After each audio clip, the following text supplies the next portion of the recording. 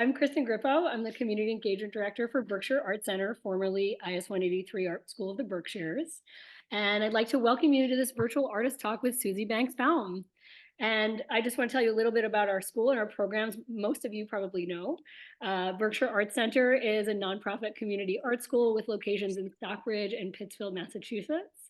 Our mission is to provide hands-on experiences in the visual arts for all ages, incomes, and skill levels. We offer studio-based art programs in multiple disciplines year-round in our studios and online. You can find our class offerings and upcoming artist talks on our website at berkshireartscenter.org. We also teach art classes after school up and down Berkshire County. Really proud of that one. A couple housekeeping notes. Please familiarize yourself, if you haven't already, with your mute button and ensure that you use it while Suzi is presenting and while you have potential background noise. There will be a Q&A around 7 following Suzi's talk, so please hang on to your questions. You're welcome to use the comment section, but we won't address those till the end. So you can also ask to be called on in the chat or type your question if you want it read aloud by me or somebody or Suzi. And lastly, like I said, we are recording this presentation. So I'm just going to make sure I've admitted everyone. Looks like it. And without further ado, I'm pleased to announce Suzi Banks Baum. Suzi Banks Baum is a protector of the imagination, a nurturer of attention, and a devotee to the handmade. She creates fresh traditions through the ceremony of daily creative practice. Suzi teaches book art in her backyard and in the country of Armenia. She brews dyes from locally foraged plants and embroiders fervently. She is entirely obsessed with marigolds. Her interdisciplinary work exists at the crossroads of literary and visual art. Suzi's award-winning writing can be found in Hypertext and the Good Life Review, Kerning, Mingle, and Berkshire magazines, the Walloon Writers Review, and the collection Flash Fiction for Flash Memory, and in the Guild of Book Writers Journal.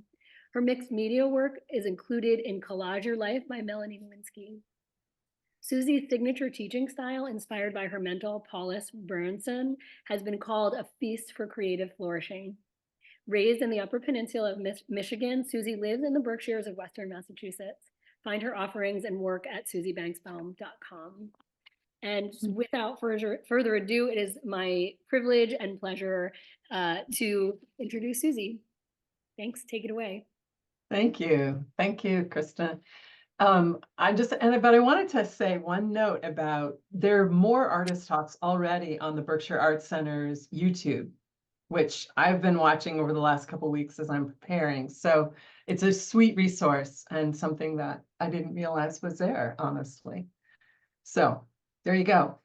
Kristen, should I pin myself, or once I start the slideshow, I don't need to worry about that, huh? I don't think you need to worry about that. I think folks, if you're not super familiar with Zoom, you can choose like the view that you want. I recommend hiding everybody and just seeing Suzi, but she's going to share her screen in a moment and we will be able to see her slides. Awesome. Well, I'm going to start that right away because I really want to share this slideshow. And like Kristen said, I will totally address your questions when we have that moment in time. So here comes my slide share. And if there's something funky about it, please make sure you let us know. Well, let's see if I can. Always get really nervous at this point. But I think it's just going to be a pause. So just relax. It'll come on in a second. There we go. Okay. So I'm going to assume all is well. Okay, hang on. It just goes of its own accord. And I'm going to turn off the closed caption unless somebody says they want it. Okay, come on. Okay, so yes, you know, I am Suzi Banks Baum, and I want you to see this first slide so you have a sense of who I am and what I'm about. I'm going to talk for this period of time about my work as an artist and a writer, but I want to give you a sense of some of the underpinning of who I am and what makes me do what I do the way I do it. Collage is all about layers, and in honor of World Collage Day, we're talking about layers of meaning, we're talking about visual layers, and as Kristen said in my bio, my work really exists at this crossroad place between visual and literary, and you'll see more about that. But before I go on, I really want to say a big thank you to the Berkshire Arts Center, and in its formerly named IS 183 and whatever it was before that. When Jonathan and I first moved to the Berkshires, and we had a very small child and then two very small children growing up in elementary school, we brought them to the center for art classes. It wasn't something I thought I would want or do. I just wasn't in my attention or ability really at that time. But our kids had such a meaningful experience there.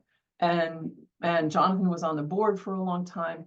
And we just have sort of lived in the company of the Art Center for 26 years now. And there was a point in time in my mothering life where I really knew that I needed to expand my attention beyond what was happening here at home. And one of the things that I did was I took Karen Arp Sandel's collage class at IS 183, which is what it was called then. And it really was part of a big shift for me, which I'll talk about as we go along.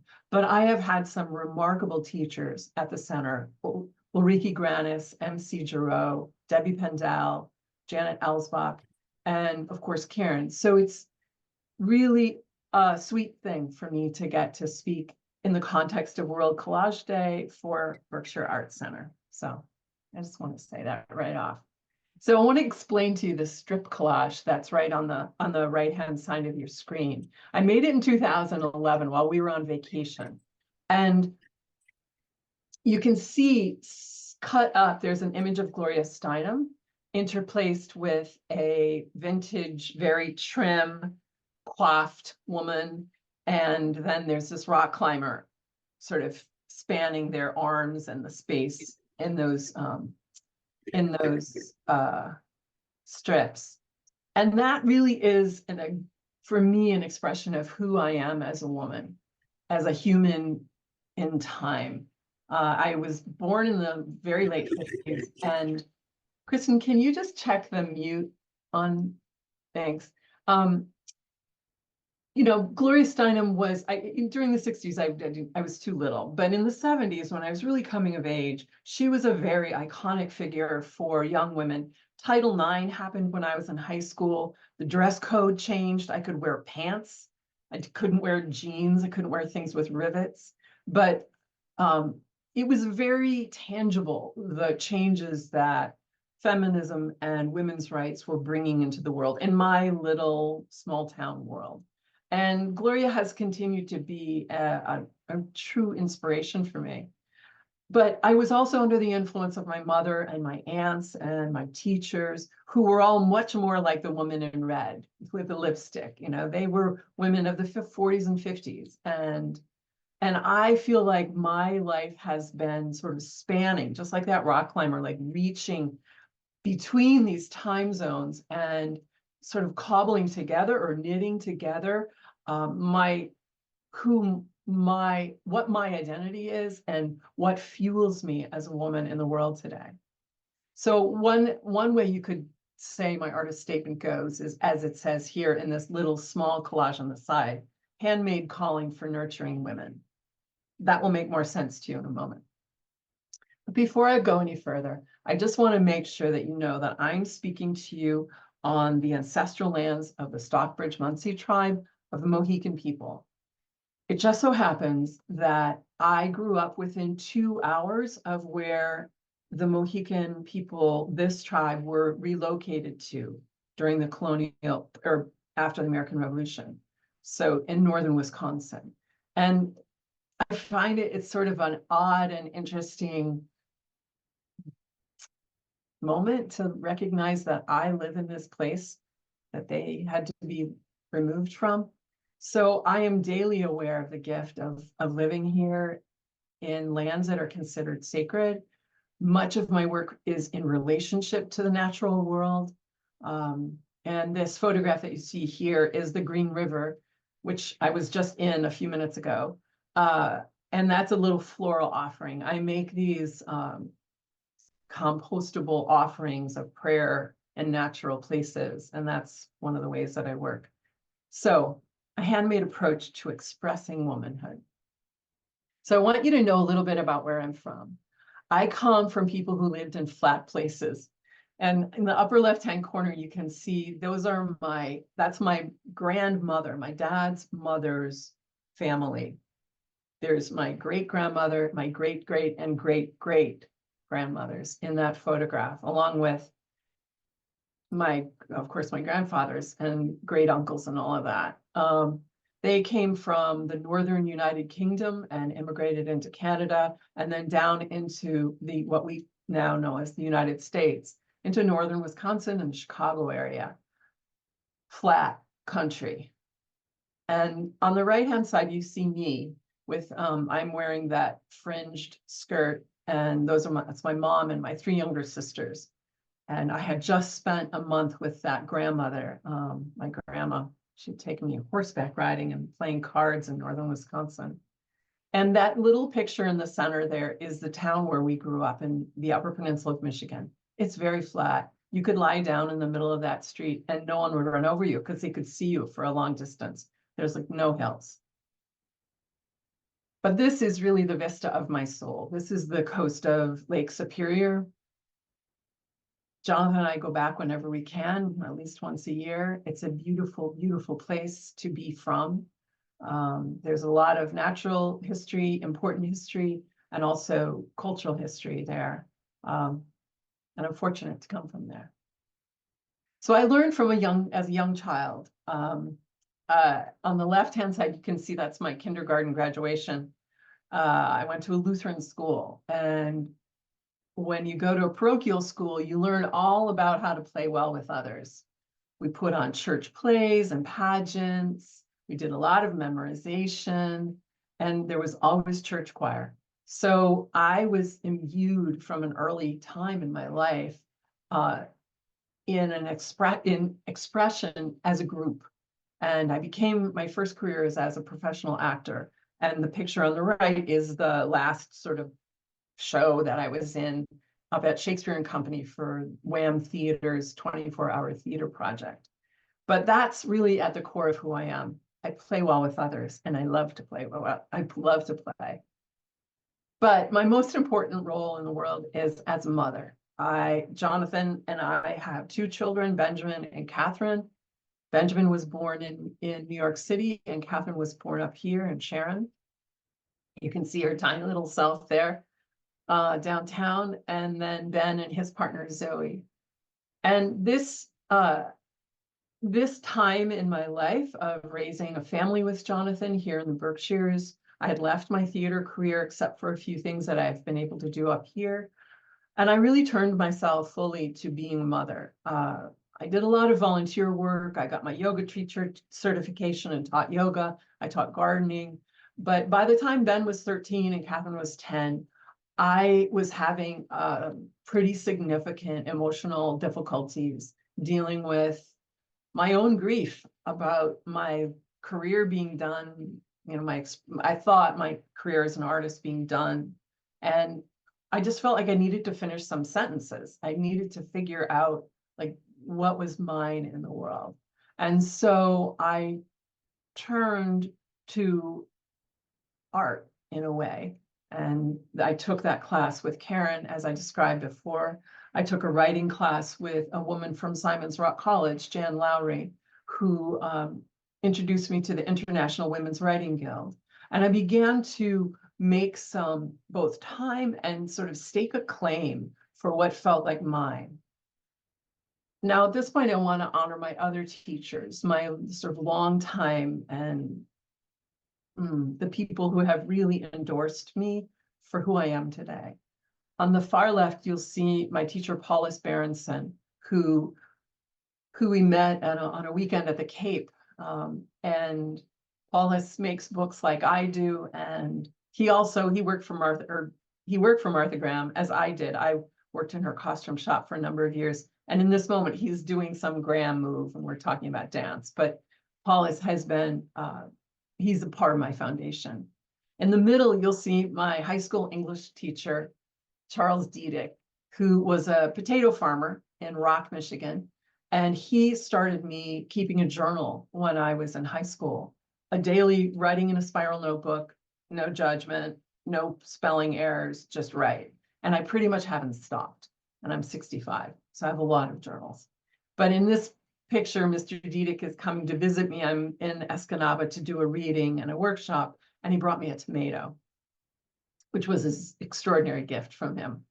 And then on the far right is Terry Tempest Williams. My family got to meet her. We heard her talk down in Millbrook a couple of years ago. And she has written many important books. She's an environmental writer. Many people know her that way, but she's really a memoirist who cares deeply about the planet. And her book, When Women Were Birds, is really, it's a very central book in my life. And I should say at this moment, I have a PDF, and Kristen, please help me remember this. I have a PDF for you at the end of this talk. I'll put it in the chat, and it has all the links and references, hopefully, so you don't have to worry about taking notes if you don't want to. Anyway, so Terry, but Paulus has this thing, he says, it's not about making a living. Now he's talking about art. It's not about making a living. It's a way of making a life. And when I heard that, I felt like, oh,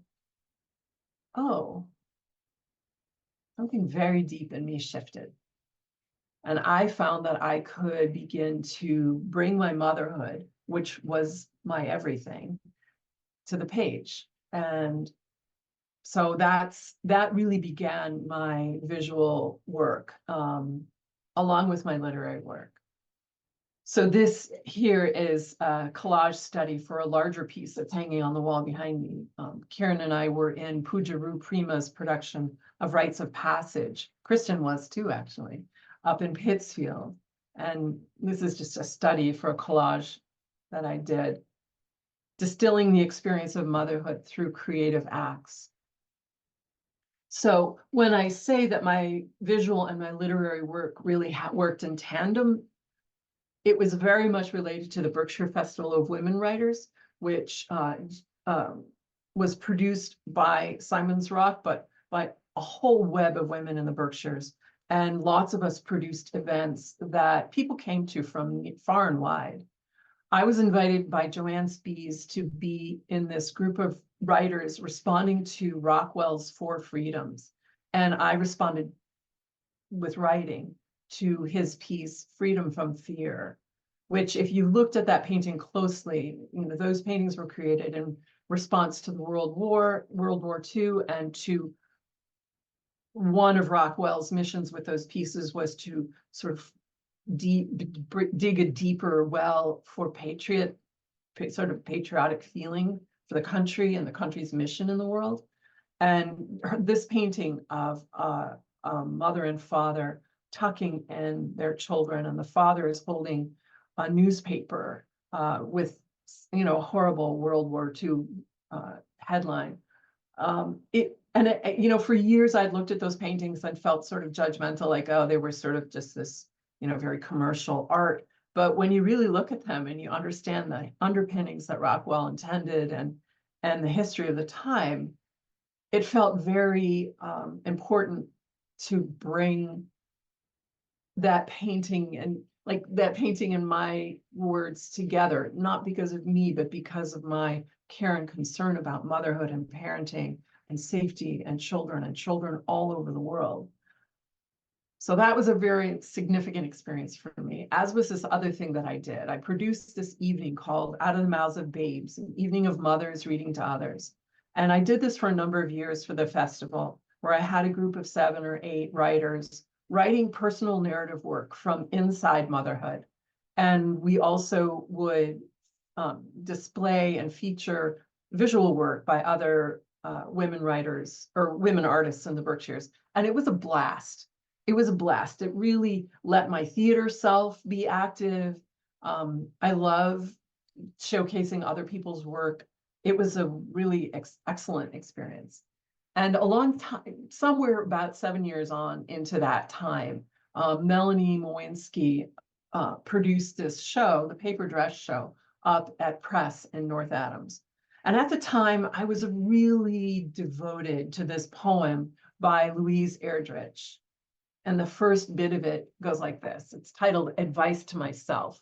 Now, Louise is, as you know, I hope you know, she's a wonderful novelist from the Northern Midwest. She's a Native American woman who has produced an enormous amount of work while raising her daughters.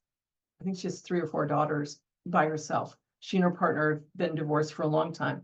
She runs a really important bookstore in Minnesota. Anyway, that's too much about her, but I greatly admire this poem. Leave the dishes. Let the celery rot in the bottom drawer of the refrigerator, and an earthen scum harden on the kitchen floor. Leave the black crumbs in the bottom of the toaster. Don't throw the cracked cup out. Don't patch the cup. Don't patch anything. Don't mend. Buy safety pins. Now, those of you who know me know that I mend and I patch, but that the sentiment of this poem is really about, that's the writer talking to the writer, the artist talking to the artist. How am I going to get anything done today when there's dishes and scum and rot and cracks? I'm going to leave it all and I'm going to move to my work first. So in this show that we all did, there was a collective of a wonderful group of women. We made these paper dresses, which this is a collage print that I did on the letterpress machine. And a set of these is in the Library of Congress, which is super cool. So my writing life, I'm just going to touch on briefly. There's me at Dewey Hall again last year. Several excerpts from my memoir have won some awards. I have some fiction out in the world, 2 pieces from this writer's review. And writing is a really big part of my life. It's how Kristen and I met. She came to my library program at the Ramsdell in Houstonic. I really love to be in a creative space with others and writing, teaching about daily creative practice, helping people really source them, use their own lives as resource is at the core of my work. So another thing I do and have done since I was a girl is stitch. And I do a lot of stitch work. This piece, there's a link to a piece in a literary journal about this work of embroidery that you see in the slide. This is more of I call it a story cloth. If you look at the bottom, the edge, there's like waves. That's when our daughter was sailing at sea. She was doing a crossing. I use embroidery in this way, in my story cloth, as a journal, as a daily place to put my attention. That little cliched piece in the middle is from my great-grandmother. But there'll be a link in the PDF. You can see more of that work and hear a little bit more about that. But I am also essentially a book artist. And this is where my collage work takes form in the world. This is just, in this slide, you can see on the upper left-hand corner is a book cover with a collage. And that is a packing tape transfer right there, Katie. And then you'll see some paste papers, woven, the middle image, it's a little bit hard to see, but those are woven photographs of mine. And I teach several different book forms, but the Coptic stitch book, which is this image on the far right, is really the main thing I teach. And I love to do it. So I want to give you a tiny little video tour of my books. Let's see if I can get this to happen. This is a little video from my open studio last year. You can see my books on display in my garage studio. It's really in my garage, in our garage, and there's my story cloth. It just gives you a sense of the size of that thing. So my work as a collage artist began when I was about 4. And that far left-hand corner, that's from a scrapbook that my aunt gave me when I was 3. And somewhere in there, I guess I learned how to use scissors And my interest in women began very young. This scrapbook, which I have on the shelf, is full of just oddly cut out images of women from and girls from magazines and Sears Roebuck catalogs and the funnies. And then the middle image is a piece of male art collage that Karen and I send. I'll tell you about that in a minute. I made that during Rites of Passage. And then the image on the far right is from a set of collages that I made in our recent collage marathon at Berkshire Arts Center. This is a series of 8 collages, all groups of women from all different time periods, sort of mashed together. My mom is in that one on her horse. Anyway, so this just gives you an idea of how my collage work is, and a lot of it is photo montage. But I also really love to work with transfers. The image on the far left is Debbie Pendell had taught at IS 183, and I was really intrigued with these gel medium transfers. And that image of that woman there is from the caves of the divine feminine worship on the island of Malta. There's a very iconic image called the Sleeping Lady, which for a long time, I was really obsessed with drawing it, transferring it, using it. And so I made a gel medium transfer using some of my kids' drawings, and then photo montage behind that, and then some embedded beads and stuff. That was in the 10 by 10 festival up in Pittsfield. And then on the right is another one of the collages that's currently in the exhibition at the Arts Center. So my question as an artist, really, and for all of you and all the work that you do, no matter what you do, is what persists. Like noticing what lasts, noticing what you reach for, what idiom or idea or image, like what captures you and holds you. So last year, Jonathan and I were walking on the coastal path in Cornwall. We were on vacation, and we went to the Tate St. Ives Museum in St. Ives, up on the other side of Cornwall. And there we saw this exhibition of artwork by a really important woman sculptor from the UK named Barbara Hepworth, who, there's a link in the PDF to her work. She's a fascinating human. She worked for her whole career in sculpture, in very large steel sculptures. She worked in very beautiful old woods. But after the World War, she was invited to design the sets and costumes for an opera. And the name of it has just gone out of my head. But anyway, here you can see in this black and white photograph, if you look on the far left corner, that the second person over is carrying something that looks like a frond. And that's what she titled it. That piece, that metal piece in brass, was in this exhibition. And I was totally taken with it. As I mentioned earlier, I had worked for Martha Graham when I was in New York City. And Martha's style, with the designers that she worked with, Noguchi and people like that, was very much related to Hepworth's work. And these large sort of geometric and botanic forms just really stayed with me. So at the time that we were traveling, I was doing the 100-day project. So I came home to our little hotel room, and I carved that frond, my version of that frond, into a block of carving medium and printed it. And then when we came home, I kept being held by this image. And so I carved in an eraser and other sizes. And then I used it in paste paper. So that brown and green rectangle there is a Coptic stitched journal. And I'll tell you more about paste paper in a minute. But you can see I was using that frond thing there. And then I continued to hold on to that image in another collage that I made then in December. I simplified the image. You can see I took away the divisions of the frond and just kept that outer shape, that paper is a piece of logwood dyed paper, and then the central brown piece is brown or black walnut paper. And that's something I did in my journal. I'll show you in a sec. And then the white and dark image on the right-hand side, I just carved that this week.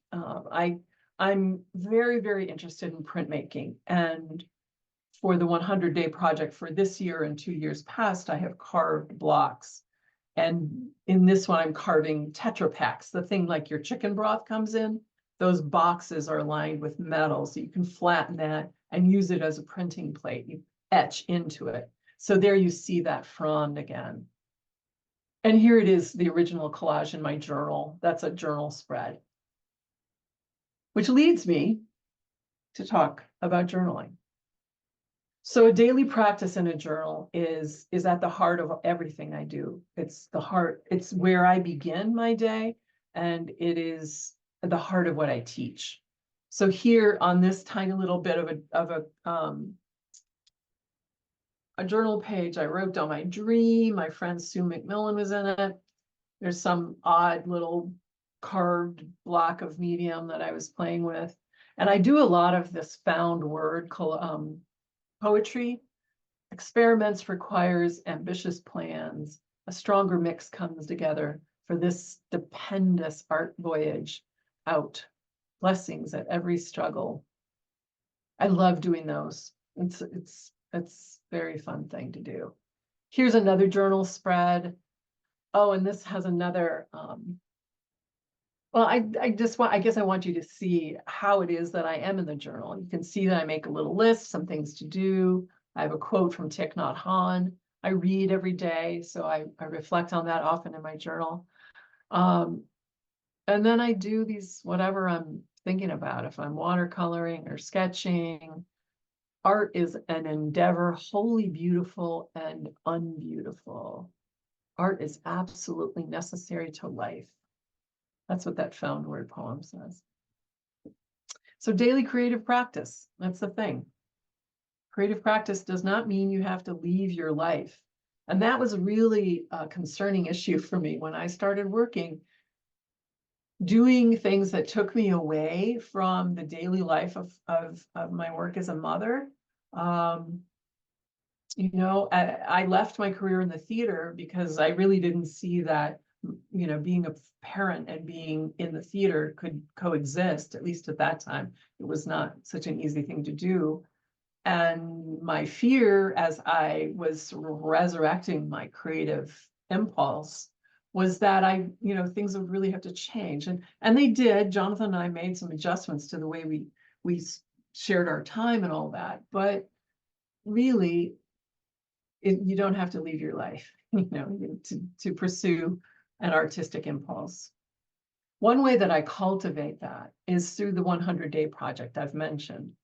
There are many ways to establish a regular practice. The 100-day project is one of them. So this is a set of story blocks. I'm, as I said, just really kind of obsessed with printing. And I carve these very personal memoir style blocks. I don't know, I just started doing them this winter as part of the 100-day. And if you look at the turquoise one, sort of in the center there, you can see a little figure that looks like they're sitting on a dock fishing. That's me at the cabin that my great-great-grandfather built, the guy that you met earlier in that first slide. So these are all memoir related. And it's really interesting for my work as a writer to also have this visual aspect. It just helps me play with image and sort of sort through the various images in a scene and what was important or meaningful. Another way to be daily is to send mail art. So Karen and I started sending or small works of collage and mail art to each other in 2007. And we pretty much haven't stopped. The correspondence now includes a lot of other people, and I don't send it as much as I used to these days, but I still love to do it. We've shown our work in exhibitions and talked about it, written about it in blogs, stuff like that. And it's just been a really delicious way to have small work, just working in that small postcard format, you can spend a lot of time on it, but you can also just get some things down and send it out and have this sense of completion, which is, I think, really helpful for generating energy. So as I was preparing for this talk, I was reading through this month's Collage magazine, and Rick, the editor, writes, part of art's power is its ability to engage in the irrational, to see an overturned urinal as a work of sculpture, or to think about a bunch of pieces of paper as a tiger or a serene moment or pure whimsy. That is something artists can do, make more joy in the world. And that is exactly what my work as an artist does for me. That sense for me, that early grounding in the day when I read and write and fool around in my journal, carve or something, that's like my taproot of joy. And it has been a great honor for me and a pleasure to be able to teach in several different places in the world and see that joy take root in other people's lives. So my work in the world today, on the left, you see a little book, a book that we made at the marathon, the collective. We all made little collages on these boards and then bound them together. And then the other image is teaching at Snow Farm. You can see we made these or paste paper folders and then built books inside. We did some eco dyeing. I like to lay things out in this mandala way. I think it's really a beautiful way both to incorporate natural objects, but also to recognize that the work that we do is a gift and there's a quality of the sacred about it. So you'll see that form in my work everywhere. Like in Armenia, I have a residency that I have tended or cared for, invented in the city of Gyumri, Armenia. And I won't take too much time talking about it. I just want to give you a sense of what I do. I carry all this stuff and I assemble materials there. And we do this whole Coptic stitch process that I teach here in my backyard, making paste paper with a group of women artists who have never done this kind of work before. And we make these finished books, some of which you'll see here. I traveled there initially as a documentary photographer, gathering story, and I returned as a teacher of book art. But it was a catalyzing question for these people, these women artists who do a variety of beautiful work, but really don't have, there's not a culture of personal narrative. Their personal voices, their personal lives are not really evident on the page. And that's really what seeded that whole project. And if you want to know more about that, we can talk about it another time. And this is just a display of some of the publications about my work. One is this article, which is linked in the PDF that I'm going to give you. That is a beautiful article that Melanie wrote with us, myself and Miriam Scher, about the project in Armenia. It was an article about Backyard Art Camp, and then another, I give you a link to this piece of memoir that's in the hypertext. So here we are at Backyard Art Camp in the Berkshires. We make paste paper and we make books and we put them on a little altar, and it's really fun. It's really fun to make artwork outside. I also teach another workshop called Advent Art Journal. It's designed to give sort of creative comfort during the holiday season when for many people feel lost and at sea. But I want you to take a look at the collage on the far left-hand side. You can see that there's writing underneath that. And in the prompt page that I have for you, there's a prompt about underwriting. And that writing is not there for the viewer, it's really there for the creator. It's a powerful thing to put your words into your visual art. And very often we see in Collage magazine words, found text. I use found text all the time, but it's a different feeling to have your own words in there. So I love that part. A recent exploration for me, I guess since COVID time, is eco-dyeing on paper. I first studied with India Flint, and now I've studied with a bunch of other people, but this has become part of what I teach.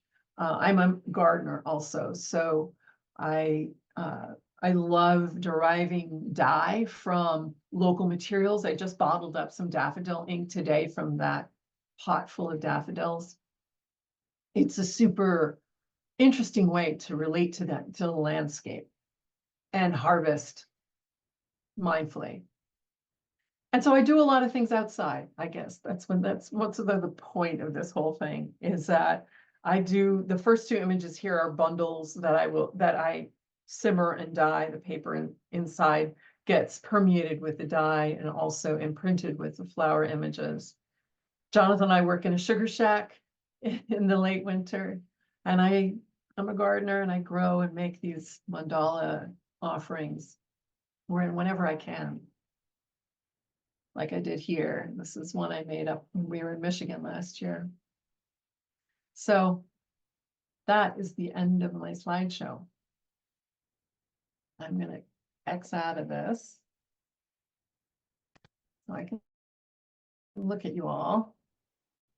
I'll just take a second to come back. Come on. All right, I'm gonna stop my screen share. There you are. Yay! Hi, everybody. It's good to see you again. Your faces. I was kind of talking to my screen there. So there you go. That's my artist talk. So now I'd love to hear your questions or reflections. Whatever, you can unmute. I think, I mean, you can see that as a collager, in the world of collage, it's wide open, man. You can do whatever you want. You can work in yarn, you can work in wood, it's just whatever. But I think the meaningful part for me that has granted me an enormous amount of permission is a sense of like, there's no rules really about collage. And we can see from each other's work that there's a lot of variety out there and a lot of really expressive work that's surprising. And we see it in each other's work. So anyway, I'll stop talking. I'd love to hear your reflections or questions. I can see there's something in the chat, but let's go from there. Yes, I hope the advice to myself will be in the PDF. And if it's not, I'll make sure you get it, Donna.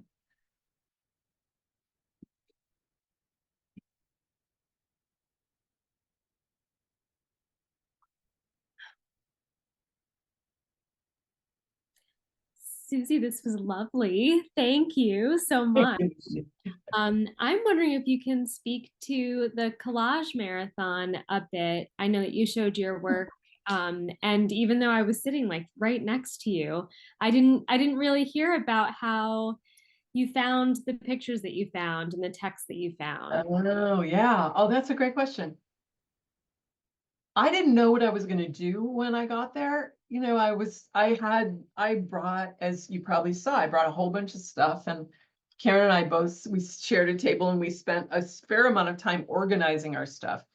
For me, that's kind of like, I bring a bag and then I sort, oh, these are all the pink papers, and this is this, and somewhere in there were some images of women that I, kind of carry around with me. And we had such a great stash of magazines and books and all that. So I just started cutting things out, and I don't really, I can't say that I had a vision for what that would be until I laid them all out at the end of the first day on that side table. And I didn't count, but there's 8 pieces. There's at least 10, there's at least 80 images of women, if not more.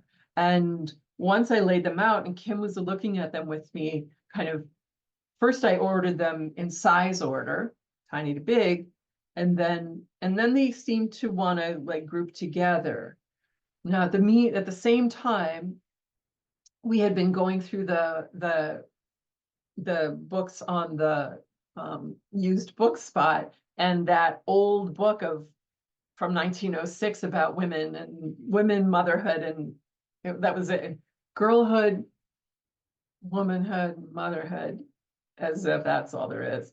And and I had thought, oh, I was going to do this found word, I was going to cut words out of that book. But then when I got to that task, after I had assembled those collages and glued them all down, the text just spoke for itself. There was a ton of irony. And I mean, looking at that book now from how many years? That's like 118 years ago. Is that right? 1906 to now, about, is that right? Yeah. So, I mean, if you look at those collages, I don't have all the words right in front of me, but the indications for women's behavior was very, very clear and limiting. So that's how that all came to be. And I guess the one thing I knew, I was thinking I was going to work in a postcard form. And again, Kim like wandered by and I was laying things out and she's like, I really like it when you break the boundary of the frame. And suddenly suddenly where there had been the edge of the postcard, someone's hand comes off and then there's a leg. And then I was like, okay, all right, these are going to be 8 by 8 and here they go. But the postcard's still in there, so hanging on to the center. That was super fun. And it's really fun to see them on the wall all together. I really appreciate how you hung them. Hi, everybody else. I'm looking at you.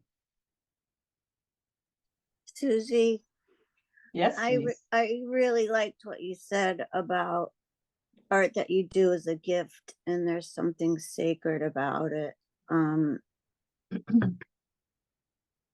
I feel like you're doing yourself a disservice if you don't let your art come out from within and do your art. Yeah. So I really like that, and the fact that a lot of your art is sacred. It's an offering back to what you believe in. Yeah. Yeah. Thank you for that. Thank you for that reflection. I think that, in my career as an actor, I was always saying other people's words, that was, and though I was bringing myself to the characters, I was still in the guise of this other thing. And to kind of be sent back to myself, sent back to my inner life, to living and recognizing that my life in a journal is actually meaningful, and that my inner life and my outer life meet in expression. That has, that's kind of it for me. It's been fun to watch it develop with you, because the first time I met you, you had just come from the Berkshire Women's Writers Festival event that you had done. And so to see and to watch you and Karen's style evolve over the years that I've known both of you, and to be able to look at a collage and be able to say, oh, that's Karen's, oh, that's Suzi's, to see yours, because everyone strives to devise their own style, but Right. It takes time. And so it's been fun for me over the time that I've known both of you to watch that develop. It's been really fun. Yeah, thank you. And the exhibit was awesome. Yeah. I can't wait to go back and absorb it again, really spend some time with it. I spent more time talking to the artists that were there the other night and you, and I'm looking forward to going back, and I hope other people go to see it. It's really quite something. Yeah, I want to too. The opening is always fun because we're all so happy to see each other, but not, then it's like, I actually want to look at everything. And absorb it. Yeah. Thank you, Janine. I want to comment, hi, it's Donna, on this, on the comment you made about at some point in your life turning to art as a way to help you stake a claim for what was you, or what felt like yours. And I feel like this is a lifelong theme for women, that's a very general statement, I know, but I do think there's some gender normativeness, if you will, to this struggle. And it's a lifelong, I think it's an endeavor that we have we can consider it as an endeavor at so many different times. And as I was mulling that over, for me, then I was thinking, oh, I could see, and I imagine I'm not alone, how thinking about, like, what am I trying to claim? What feels like me? What am I trying to claim? And then weaving that into a daily practice, I Mhm. could see where I could get stalled, because I would start thinking, well, what is it that I'm trying to claim for myself? And is it this? Or I would be trying to get it right. Mm. Trying to pin it down. And then I was thinking, no, I was thinking, no, that's not the way it has to be. Like the process of the daily practice can be a road towards moments of feeling like I can claim, or any of us can claim, something that feels like it's ours. Oh, yeah. And I think, I mean, thank you, Donna. And I think that what you hit on in there at the end about daily creative practice is that part is key. Because I think if we think, oh, I am going to make this painting and it will be the most precious, beautiful expression of my whole entire life, and there will be one of it. The weight that we put on that expression is just, it's going to crumble. It can't help but crumble. You'll hate it. You want to burn it. But when you return to something daily, like let's just for the block printing thing, you know, every one I do is not fantastic. I'm a novice at it, but to have that forgiveness of dailiness means that, okay, well, I did it today. I showed up today, and I'm gonna show up tomorrow, pretty much. And there's a sense of clearing away. Like you try something, you try packing tape transfers, you try strip collage, you try gel medium, you try all these things, and eventually you come to the thing that feels like, oh, this I love, this I want to keep doing, this, you know, and that may change, but you won't know unless you let yourself in for that. I think that's what I want to say. And that pressure, I think, to perform, to do the right thing is just our learning, our you know, in the culture that we've grown up in just a deeply hierarchic and patriarchal culture. We are, you know, it better be good. If you're spending your time on that, it better be good. If you're taking time away from X, Y, and Z, then you know, and that, you know, that's like a fire hose on your creative spirit right there. That'll stop you from doing anything. You know, it's much easier to go do the dishes and make sure everything's all tidy. You know, advice to myself: leave the dishes. Leave the dishes. Karen, I see you're on. Susie, I'd like to say thanks for the part of your talk that I heard. I'm sorry I wasn't here for the whole beginning, but to this idea of the dailiness of art, I love that that was something that we taught together when we were first doing our female workshops. And for us, the correspondence was a kind of dailiness where we were making a small bit of artwork in between work and children and partners and events and all the things that conspire to make life so busy. And yet this little missive, which was often a really, you know, admirable and valid kind of art that we just gave to each other. We sent it away. We didn't say it's too precious. This is my opus. Right. And I guess the point that I'm circling around to is that this is a way of creating ideas. And Yeah. so to be a creative person, we need what is called ideation. We need to make things iteratively, and so that we come up with ideas. And the only way that that can possibly happen is through practice. Right. So the same way you would practice running so that you could run a marathon. It's the same thing you need to do if you want to do a collage marathon. You know, you have to have fun with collage as much as you can, as much as you want to, when you're in the mood, when it's flowing, so you can have ideas. And the ideas are really the nugget that we're going for, right? Yeah, It's yeah. not so much for me anyway to sell or show, it's that I'm expressing something close to my heart.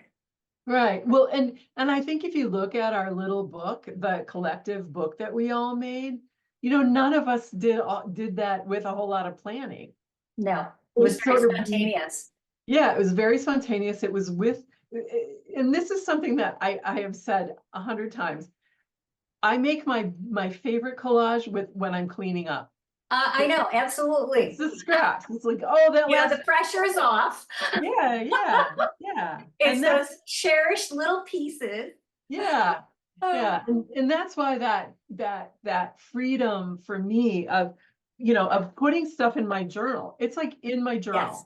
It's Yeah. not going to be somewhere else. Maybe it'll be in a show, but whatever. It's not made for anyone else's eyes. And that experience helps me, like you say, just like I don't run out of ideas. I don't have enough time for all the ideas that I have. So, and that's to your point, Donna, of like this worrying that I'm not going to get it right. Like, well, you're just going to get it again. That's all you're going to get. You can get it again, then get going. That's all.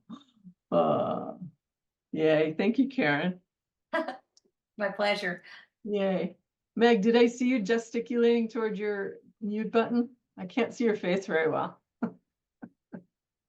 No, you did not, but I will say Oh. hello and thank you for I also joined a little bit late, so apologies on that. And it was just great to see you doing your thing and to see kind of all of these little snippets of your life and your life's work all in one place, because I've heard a lot about it and I've seen little snippets of it, but it was really cool to hear you talk about it and to see it all. So I really appreciated that. And I loved the quote that you shared, Paulus's quote about it's not about making a living, it's about making a life. I loved that. Yeah.